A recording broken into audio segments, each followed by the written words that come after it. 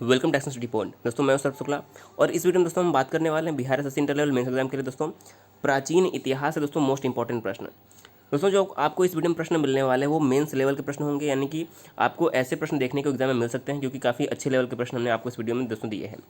जैसे आप सभी को पता है कि फॉर्म भरने का डेट समाप्त हो चुका है और अब दोबारा जो है फॉर्म भरने की डेट नहीं पड़ने वाली है, तो आपको अब लगातार तैयारी में जुट जाना है क्योंकि परीक्षाएं तो देखिए निश्चित तौर पर होने वाली हैं। तो आइए शुरू करते हैं आज का वीडियो। दोस्तों इससे पहले अगर आप चैनल पर पहली बार आए हैं जरूर सब्सक्राइब कर दीजिएगा। देखिए इस वीडियो में आपको काफ़ी अच्छे अच्छे लेवल के प्रश्न मिलने वाले हैं, तो इसलिए वीडियो को जरूर लास्ट तक देखिएगा। इस वीडियो का पीडीएफ भी आपको देखिए डिस्क्रिप्शन में टेलीग्राम लिंक से मिल जाएगी। इसके अलावा टेलीग्राम पर डायरेक्शन स्टडी पॉइंट सर्च करके आप जुड़ जाइए, वहाँ से आपको जो पीडीएफ है वो आपको मिल जाया करेगी। तो आइए शुरू करते हैं आज का वीडियो। देखिए पहला प्रश्न क्या है, प्राचीन बिहार के इतिहास के मुख्य स्रोत क्या क्या हैं। देखिए बहुत इंपॉर्टेंट प्रश्न है।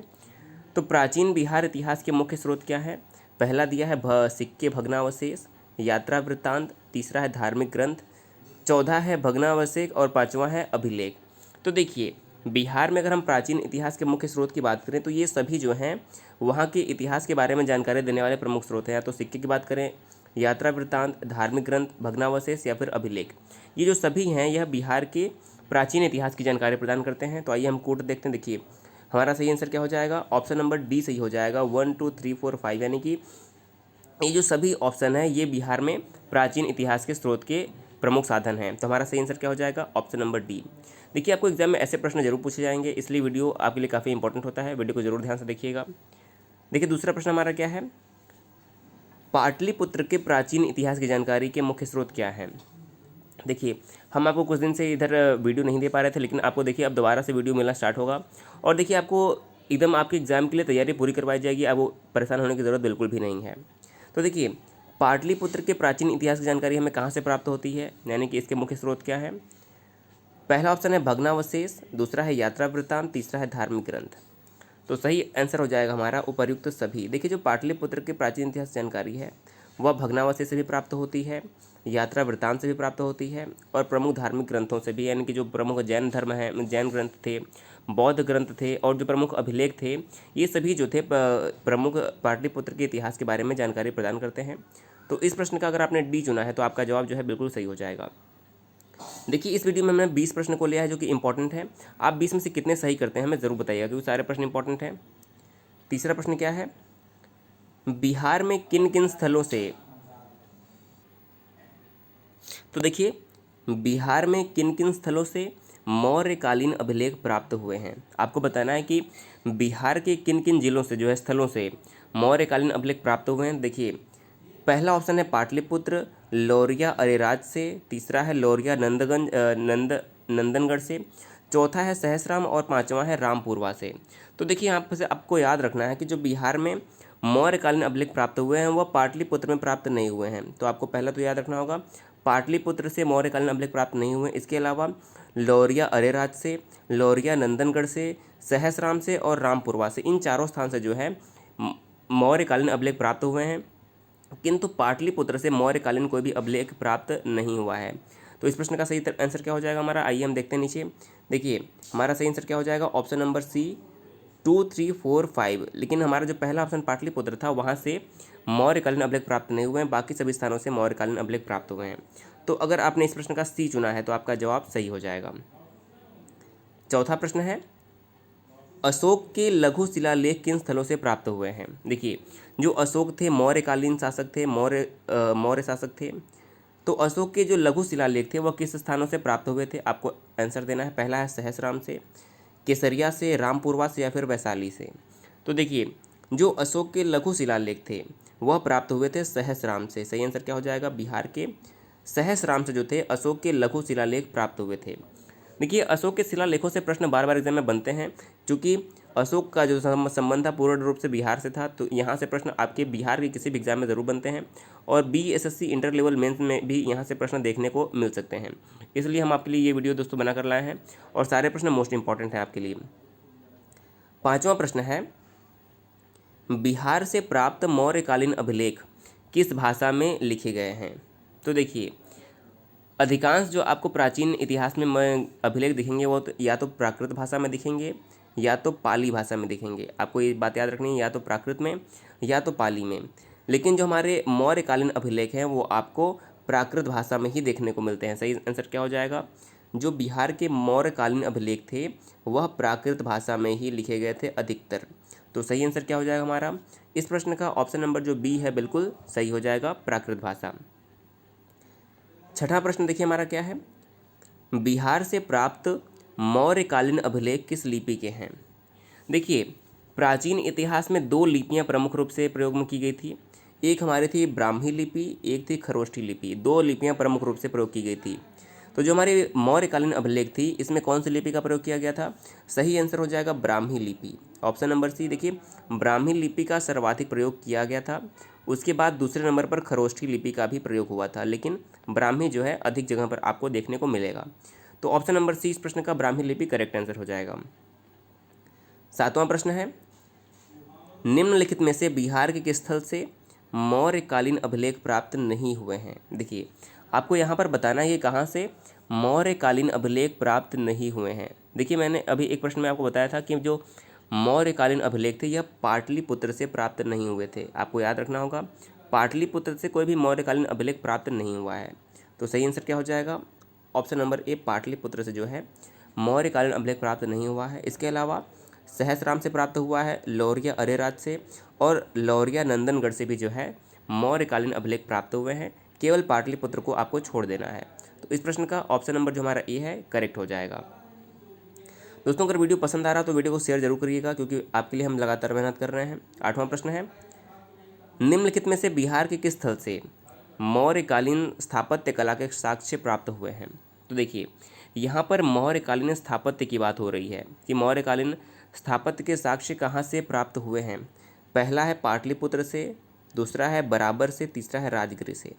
तो देखिए, मौर्यकालीन स्थापत्य इन तीनों ही स्थानों से प्राप्त हुए हैं, पहला पाटलिपुत्र से भी, बराबर से भी और राजगृह से भी। तो सही आंसर क्या हो जाएगा हमारा? ऑप्शन नंबर डी करेक्ट हो जाएगा, उपर्युक्त सभी, यानी कि इन तीनों स्थानों से मौर्यकालीन स्थापत्य के जो साक्ष्य हैं वो प्राप्त हुए हैं। अगर आपने डी चुना है तो आपका जवाब बिल्कुल सही हो जाएगा। नवां प्रश्न देखते हैं। देखिए, नवां प्रश्न क्या है, निम्नलिखित में से किन ताम्रपत्रों में से बिहार पर गढ़वालों के अधिपत्य का प्रमाण मिलता है? यानी कि किन ताम्रपत्र से बिहार पर गढ़वालों के स्थापत्य अधिपत्य का प्रमाण मिलता है? सही आंसर क्या हो जाएगा? नौवें प्रश्न का हमारा सही आंसर हो जाएगा ऑप्शन नंबर ए, मनेर ताम्रपत्र।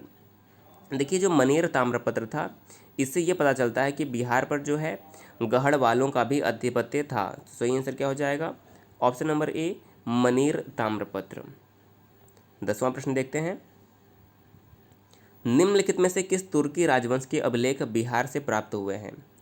देखिए, बिहार पर तुर्की आक्रमण काफ़ी दिन तक चला था और बिहार में तुर्की आधिपत्य भी रहा। तो बिहार में किस तुर्की राजवंश के अभिलेख बिहार से प्राप्त हुए हैं?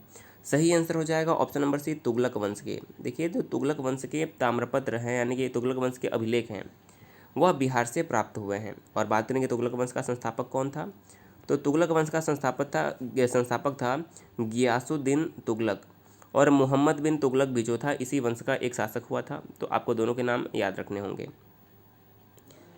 अगला प्रश्न हमारा 11वां प्रश्न है, बसाती नुल उन्स। देखिए, यह एक पुस्तक है। बसाती नुल उन्स बिहार के किस क्षेत्र की जानकारी का मुख्य स्रोत है? तो देखिए, जो बसाती नुल उन्स है इसकी अगर हम बात करें तो बिहार के तिरहुत की जानकारी यहाँ से इससे मिलती है। बिहार के तिरहुत की जानकारी का जो मुख्य स्रोत है वो बसाती नुल उन्स नामक एक ग्रंथ है, पुस्तक है, जिससे तिरहुत की जानकारी मिलती है। तो ये प्रश्न आपके लिए इंपॉर्टेंट हो जाएगा। हो सकता है कि आपके लिए प्रश्न, देखिए ऐसे प्रश्न एग्जाम में पूछे जाएंगे, इसलिए आपको ऐसे प्रश्न से देखिए आपको याद रखना पड़ेगा। ऑप्शन नंबर ए करेक्ट हो जाएगा। 12वां प्रश्न है, बिहार आने वाले महत्वपूर्ण चीनी यात्री कौन से हैं? तो देखिए, बिहार आने वाले चीनी यात्रियों में फाहियान, देखिए सबसे पहले फाहियान आया था चंद्रगुप्त द्वितीय विक्रमादित्य के शासनकाल में। देखिए, इसके बाद हमारा ह्वेनसांग भी आया था जो कि हर्ष के शासनकाल में आया था। युआन चुआंग भी भारत में आया था, इत्सिंग भी जो है भारत में आया था। सही आंसर हमारा हो जाएगा उपर्युक्त सभी। ये जो सभी थे यह भारत में आने वाले चीनी यात्री थे। तो इस प्रश्न का ऑप्शन नंबर जो डी है बिल्कुल सही आंसर हो जाएगा। अगला प्रश्न है 13वां प्रश्न, मुगल काल में बिहार में आने वाला प्रथम विदेशी यात्री कौन था? देखिए, मुगल काल की यहाँ पर बात हो रही है। मुगल काल हमारा दो भाग में विभाजित होता है। पहला अगर हम ग्रेट मुगल की बात करें तो देखिए जो हमारा ग्रेट मुगल है वो 1506 से लेके 1707, देखिए माफ़ कीजिएगा 1526 में पानीपत के पहले युद्ध से हमारा मुगल शुरू होता है ग्रेट मुगल, और 1707 तक जहांगीर तक हमारा ग्रेट मुगल जो चलता है, और फिर 1707 से लेकर 1857 तक जो हमारा है, इसके बाद हमारा लेटर मुगल चलता है। तो आपको ये याद रखना होगा। और हम यहाँ पर बात करें कि मुगल काल में बिहार में आने वाला प्रथम विदेशी यात्री कौन था। तो देखिए मुगल काल में मुल्ला तकिया जो था वो सबसे पहले बिहार में आने वाला विदेशी व्यक्ति था, मुल्ला तकिया नाम है। ऑप्शन नंबर ए अगर आपने चुना है तो आपका जवाब सही हो जाएगा। 14वां प्रश्न हमारा है, निम्नलिखित में से किस यूरोपीय यात्री बिहार की यात्रा नहीं की थी, यानी कि किस यूरोपीय यात्री ने बिहार की यात्रा नहीं की थी। तो आपको बताना है कि किसने बिहार की यात्रा नहीं की थी। देखिए मैनरिक ने बिहार की यात्रा की थी, जॉन मार्शल ने बिहार की यात्रा की थी, और पीटर मुंडी ने बिहार की यात्रा की थी, लेकिन फ्रांसॉय बर्नी ने जो है बिहार की यात्रा नहीं की थी। तो नहीं करने के मामले में फ्रांसॉय बर्नी का नाम आएगा। ऑप्शन नंबर जो हमारा सी इस प्रश्न का बिल्कुल करेक्ट आंसर हो जाएगा। 15वां प्रश्न है, बहारिस्तान गैबी किसके द्वारा रचित पुस्तक है। बहारिस्तान गैबी, आपको बताना है कि यह पुस्तक के रचयिता कौन है। सही आंसर हो जाएगा option number B Mirza Nathan. देखिए जो मिर्ज़ा नाथन थे इन्होंने बहारिस्तान गैबी नामक पुस्तक की रचना की, जिससे बिहार के इतिहास के बारे में विस्तृत जानकारी प्राप्त होती है। इस प्रश्न का ऑप्शन नंबर जो बी है करेक्ट हो जाएगा। 16वां प्रश्न है, मीरतुल अहवाल किसके द्वारा रचित पुस्तक है। मीरतुल अहवाल किसके द्वारा रचित पुस्तक है। सही आंसर हो जाएगा ऑप्शन नंबर सी मुल्ला बहबहानी। देखिए मुल्ला बहबहानी के द्वारा रचित पुस्तक है मीरतुल अहलवाल। अगला प्रश्न है 17वां प्रश्न, बिहार में मध्यकालीन मिथिला के इतिहास जानकारी का मुख्य स्रोत क्या है। देखिए बिहार में मध्यकालीन मिथिला के इतिहास की जानकारी का मुख्य स्रोत क्या है। सही आंसर हो जाएगा, देखिए पहला ऑप्शन है वर्ण रत्नाकर, इससे मिथिला की जानकारी मिलती है। इसके अलावा कीर्ति पताका और कीर्ति लता से भी जानकारी मिलती है। सही आंसर हो जाएगा उपयुक्त सभी ऑप्शन नंबर डी। देखिए जो कीर्ति लता और कीर्ति पताका है वह बिहार के एक प्रसिद्ध कवि, महान कवि विद्यापति की रचना है। आपको पता है जो विद्यापति थे वो मिथिला के ही प्रमुख रचनाकार थे, मिथिला भाषा के, मैथिली भाषा के, इसलिए इनकी रचनाओं में मिथिला के जो है इतिहास की प्रमुख जानकारी प्राप्त होती है विद्यापति की कीर्ति लता कीर्ति पताका से। तो हमारा ऑप्शन नंबर जो डी इस प्रश्न का उपयुक्त सभी जो है हमारा है मिथिला की जानकारी के लिए करेक्ट आंसर हो जाएगा। 18वां प्रश्न है, बिहार में किस स्थल से धातु के पाषाणकालीन अवशेष प्राप्त हुए हैं। बिहार के किस स्थल से धातु के पाषाणकालीन अवशेष प्राप्त हुए हैं। देखिए पहला ऑप्शन है मनेर से, दूसरा है वैशाली एवं सोनपुर से, तीसरा है चिरांद छपरा से। करेक्ट आंसर हो जाएगा उपयुक्त सभी। देखिए जो बिहार के पाषाणकालीन अवशेष थे वो मनेर से भी प्राप्त हुए हैं, वैशाली एवं सोनपुर से भी प्राप्त हुए हैं, और छपरा के चिरांद से भी प्राप्त हुए हैं। तो उपयुक्त सभी हमारा ऑप्शन नंबर डी करेक्ट हो जाएगा। अगला प्रश्न है 19 नंबर, बिहार के अपसगढ़ जो कि गया जनपद में पड़ता है से प्राप्त अभिलेख में किस राजवंश की जानकारी मिलती है। तो देखिए जो बिहार का अपसगढ़ अभिलेख है इससे किसकी जानकारी मिलती है। सही आंसर हो जाएगा परवर्ती गुप्त वंश की। देखिए परवर्ती गुप्त वंश की जो जानकारी है वो हमें बिहार के अपसगढ़ अभिलेख से मिलती है। तो अगर आपने ए चुना है तो आपका जवाब करेक्ट हो जाएगा। और आज का हमारा अंतिम प्रश्न है 20वां प्रश्न, बिहार प्रांत के आरा से प्राप्त देवबरनाक का लेख तथा शाहपुर पटना एवं मंदर बांका से प्राप्त लेखों में किसकी जानकारी प्राप्त होती है। तो देखिए जो देवबरनाक लेख है इसके अलावा शाहपुर और मंदिर के जो अभिलेख हैं इससे परवर्ती गुप्त वंश के शासक की जानकारी मिलती है। परवर्ती गुप्त के वंश की जो है जानकारी इनसे मिलती है। ऑप्शन नंबर जो डी है करेक्ट हो जाएगा। देखिए दोस्तों वीडियो आपके लिए काफ़ी आज का इंपॉर्टेंट था। हम आपको कुछ दिन से रेगुलर वीडियो नहीं दे पा रहे थे मॉर्निंग में, लेकिन दोस्तों अब आपको वीडियो मिलती रहेगी, आपको परेशान होने की बिल्कुल ज़रूरत नहीं है। दोस्तों आप वीडियो को अधिक से अधिक शेयर जरूर किया करिए। और ये दोस्तों आपके मेंस एग्जाम के लेवल के क्वेश्चन थे जो कि आपके लिए काफ़ी इंपॉर्टेंट हो जाते हैं। तो वीडियो कैसा लगा मैं ज़रूर बताइएगा। वीडियो देखने के लिए बहुत बहुत धन्यवाद।